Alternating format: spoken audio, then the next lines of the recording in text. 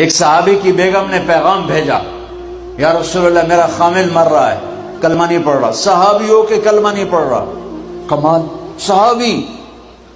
اب بھاگ کے گئے، ہم نے کہا بیٹا کلمہ پڑھ، پڑھوانے والے نبی، پڑھنے والا صحابی۔ کہا جی پڑھا نہیں جاتا، بول رہا ہے کلمہ نہیں پڑھا جا رہا۔ ہم نے کہا کیا ہو؟ کہا جی بس پڑھا نہیں جاتا۔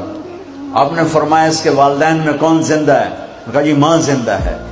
تو آپ نے کہا اس کی ماں کو بلاؤ، اور ماں آ گئی۔ آپ نے فرمایا علقمہ کی ماں تو بیٹے سے ناراض تو نہیں؟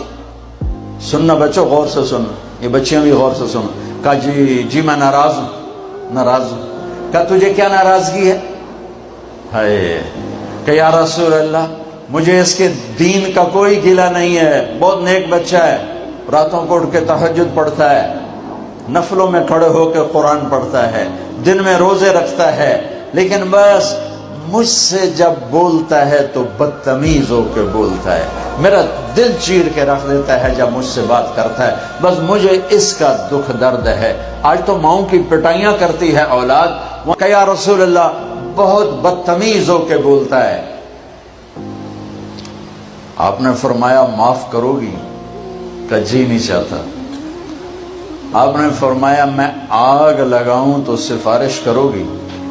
کہا جی آگ میں تو نہیں دیکھ سکتی، سفارش کروں گی۔ آپ نے فرمایا اگر تو نے معاف نہ کیا تو یہ مرتے ہی اللہ کی آگ میں جلے گا، اس کو صحابی ہونا بھی جہنم سے نہیں کوئی بچا سکتا۔